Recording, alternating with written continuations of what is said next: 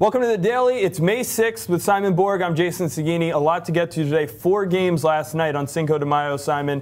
And headlining for me is Bill Hamid, the 19-year-old goalkeeper from DC United's youth system, getting the start over Troy Perkins and shining very brightly. And Jason, we criticized Curt Onalfo saying that this was really a desperation move when you have to touch the goalkeeper, but it turns out that for the kind of game that DC played, where literally they're packing it in, taking any chances they get, they need a goalkeeper with those kind of reflexes. He turned out to be the decisive in this game, and if DC are going to continue to play that game of let's take our chance and then really put a forward up in the back, they need someone like Hamid. He showed great reflexes. Right. The DC United fans are used to seeing a very attractive game of soccer. Haven't really seen it this season, but I think no matter what they got last night, they're taking that win and running with it. But I think this is the type of game, these are the type of games we're going to see from DC. I think they realize their squad is maybe not adept at playing a certain style of soccer. And so they really are going to have to suffer in a lot of games this year. Bill Hamid setting the record for the youngest goalkeeper in MLS history to get a win. Simon, whose record did he break? Tim Howard. So very impressive start to Bill Hamid's young career.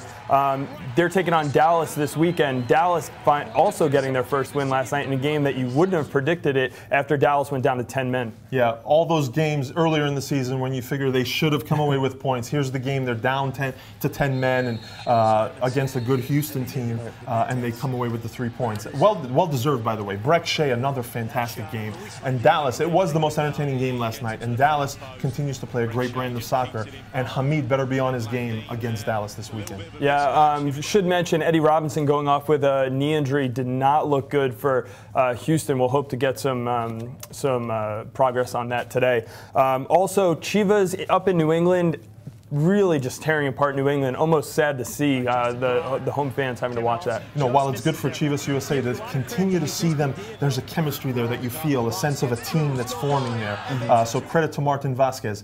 But New England, you never expect the Steve Nicol team to look this bad in consecutive games. It's very uncharacteristic, and Marko Perovic not helping the cause. And I got to tell you, after a few games, Perovic doesn't seem to me to be a Revolution-style player. I don't know if this acquisition is going to work out.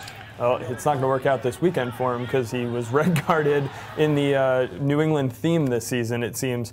Last game we have to talk about, obviously, LA Galaxy continuing to do what they do. It wasn't pretty. It wasn't their finest game, but a 1-0 win. They got an early goal, which to me was important for them in Colorado, in the altitude on a short week. Get ahead early, and then you can worry about defending so you don't have to chase the game later. Typical Galaxy game. They got the goal, and then they defended well as a unit and also created more opportunities. But for me, Colorado, they're back to their old ways of being predictable. Mehdi Belushi couldn't really impact the game, didn't bring creativity, lack of consistency there with him. But the thing that stood out to me the most, now that we're close to the World Cup call-ups, is Edson Buttle.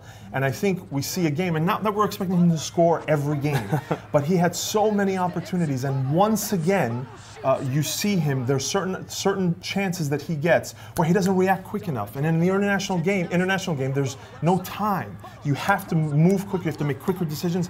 I still don't see him performing well on the international stage. Well, we're definitely going through his work with a fine-tooth comb these days to see what he can do and can't do and break it down, and I'm sure Bob Bradley's actually doing the same. I'll actually take that transition from Edson Buttle and take it to Charlie Davies, who you spoke with this morning, Simon.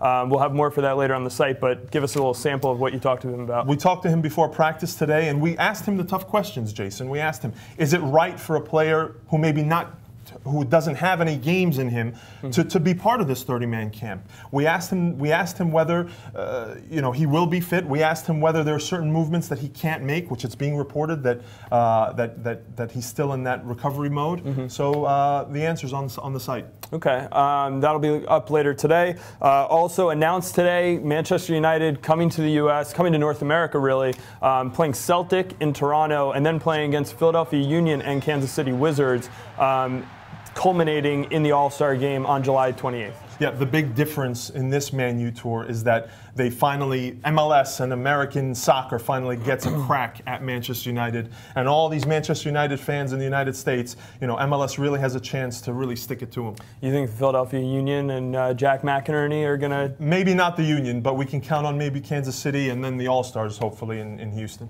Okay, it'll be interesting. Interesting to see how that matchup works out.